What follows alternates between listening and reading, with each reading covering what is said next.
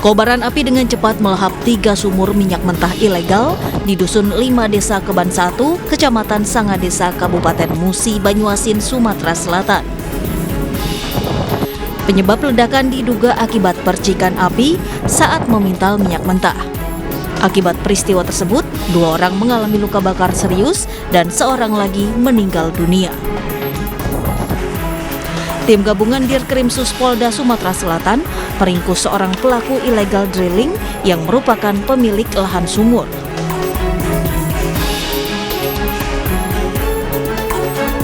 Akibat dari meras minyak itu, kemudian ketiga tersangka melakukan aktivitas merokok di TKP dan pada saat korek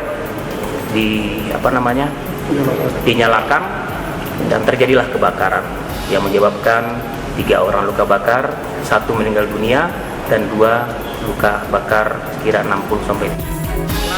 Sebelumnya, aktivitas pengeboran sumur minyak ilegal telah dilarang petugas dan dihentikan. Namun, pengeboran di lokasi tersebut masih saja tetap dilakukan. Untuk mempertanggungjawabkan perbuatannya, pelaku diancam hukuman maksimal 6 tahun kurungan penjara dan denda 60 miliar rupiah.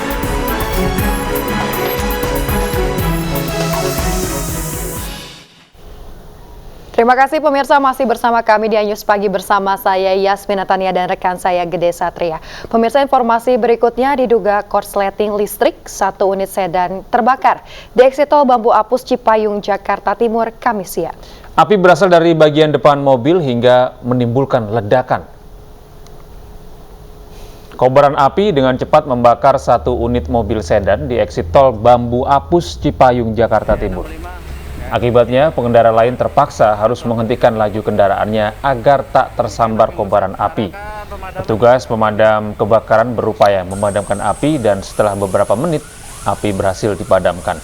Diduga, mobil terbakar akibat korsleting listrik. Kebakaran berawal saat mobil melaju keluar tol di tengah kemacetan. Tiba-tiba tercium bau asap hingga api terlihat dari bagian depan mobil dan sempat menimbulkan ledakan. Pengemudi yang panik langsung keluar dari kendaraannya.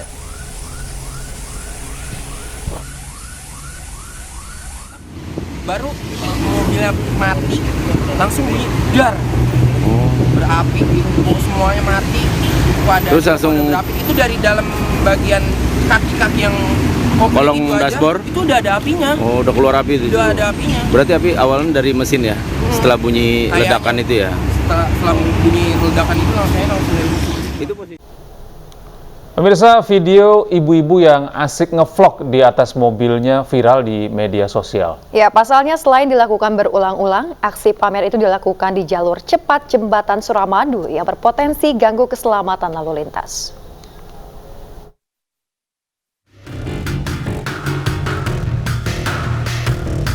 Inilah aksi yang dilakukan seorang emak-emak di jalur cepat kendaraan di atas Jembatan Suramadu. Dengan santainya, ia nge-vlog di atap mobil yang terbuka.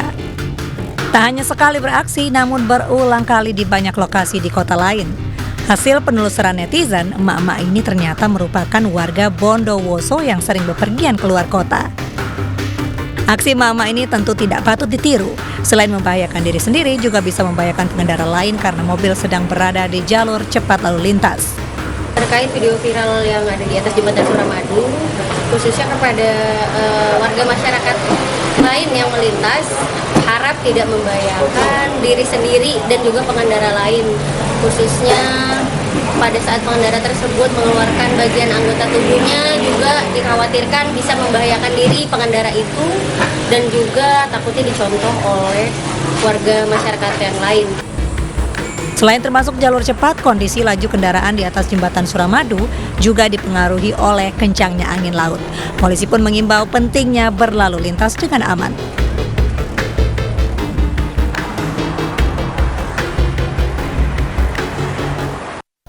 Pemirsa, terdakwa kasus korupsi lahan sawit PT Duta Palma, Surya Darmadi divonis 15 tahun penjara dan denda 1 miliar rupiah. Sebelum sidang dimulai, terdakwa sempat mengamuk di ruang sidang karena beralasan dipaksa mencabut pra-peradilan tahun lalu.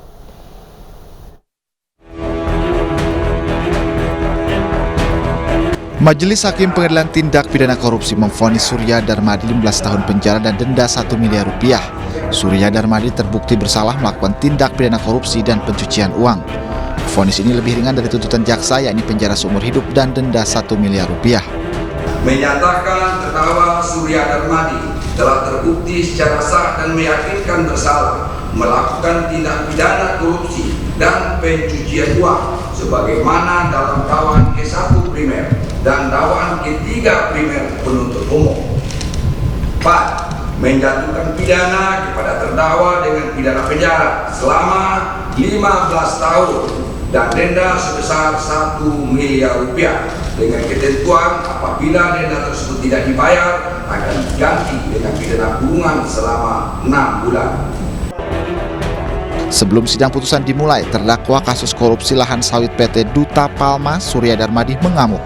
Bahkan, pemilik PT Duta Palma Group ini sempat melemparkan beberapa kertas di tangannya saat ingin menduduki kursi pesakitan di ruang sidang.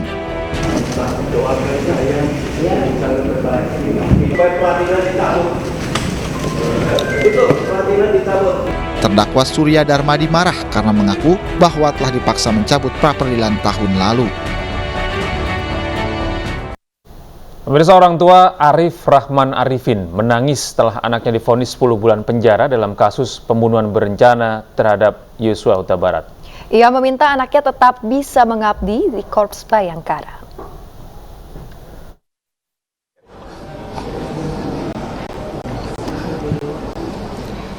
Sebagai orang Muslim, sesuai dengan keyakinan saya, adalah perintah daripada Allah Subhanahu wa Ta'ala untuk menyampaikan rasa syukur kepada Allah Subhanahu wa Ta'ala atas vonis yang telah diberikan oleh pada hakim yang telah diputuskan dan telah atas perintah daripada Allah melalui hakim-hakim yang telah melaksanakan proses persidangan ini dengan baik.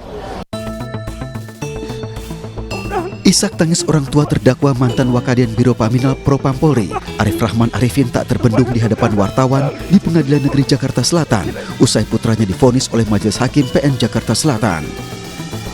Arif Rahman Arifin divonis 10 bulan penjara oleh Majelis Hakim karena terbukti secara sah dan meyakinkan bersalah ikut serta dalam perintangan proses penyelidikan kasus pembunuhan berencana terhadap Yosua Huta Barat. Menjatuhkan pidana kepada terdakwa oleh karena itu dengan pidana penjara selama 10 bulan dan pidana denda sebesar 10 juta rupiah dengan ketentuan apabila pidana denda tersebut tidak dibayar maka diganti dengan pidana kurungan selama 3 bulan. Majelis Hakim menilai hal yang memberatkan perbuatan terdakwa bertentangan dengan azas profesionalisme sebagai anggota kepolisian. Sementara hal yang meringankan terdakwa belum pernah dipidana, bersikap sopan selama di persidangan dan memiliki tanggungan keluarga. Arif Rahman terbukti melanggar pasal 48 Jungto pasal 32 Undang-Undang Nomor 19 Tahun 2016 tentang perubahan atas Undang-Undang Nomor 11 Tahun 2008 tentang UU ITE. Sementara itu, sidang vonis bagi terdakwa Hendra Kurniawan dan Agus Nur Patria ditunda pekan depan.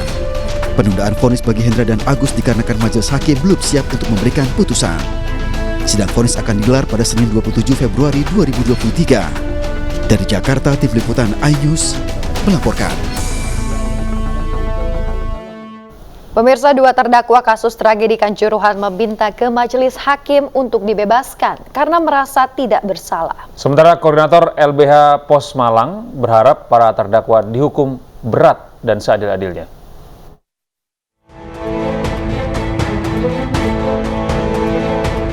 Dua terdakwa kasus tragedi Kanjuruhan yakni Abdul Haris, Panpel Arema FC, dan Suko Sutrisno, security officer, meminta ke Majelis Hakim Pengadilan Negeri Surabaya untuk dibebaskan karena dirinya merasa tak bersalah.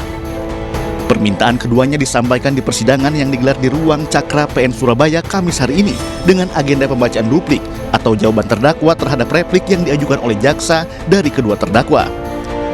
Permohonan ini lantaran pledoi atau pembelaan kedua terdakwa ditolak oleh jaksa penuntut umum pada sidang sebelumnya. Usai persidangan, Abdul Haris menyatakan ia merasa dikambing hitamkan pada kasus ini. Ya, kita korban. Kita ini kan korban. bukan pelaku. Ya. Rasa didolimi nggak? Ya itu terserah penilaian lah. Kalau saya hanya melaksanakan tugas saja. Tapi Pak yakin nggak bersalah? Yakin nggak bersalah ya? Saya yakin tidak bersalah.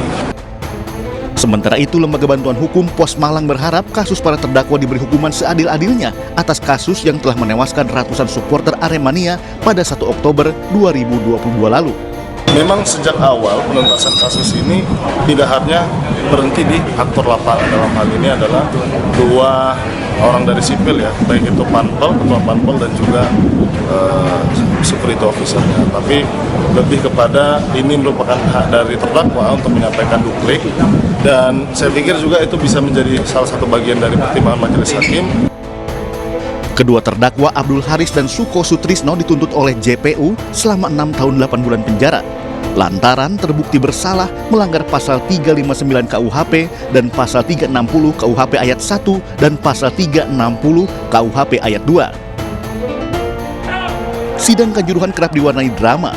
Pada persidangan tanggal 14 Februari lalu, puluhan anggota BRIMOB berteriak-teriak di sidang tragedi Kanjuruhan yang menghadirkan terdakwa dari Korps BRIMOB. Jaksa bahkan protes karena anggota BRIMOB membuat keributan. Aksi ini pun langsung mendapatkan teguran dari security PN Surabaya dan meminta para BRIMOB untuk tenang, tertib dan tidak membuat kegaduhan. Pemirsa, pemerintah menyiapkan anggaran 104,2 triliun untuk menjaga ketahanan pangan nasional pada tahun ini. Ya, anggaran digunakan untuk berbagai program gerakan nasional pengendalian inflasi pusat.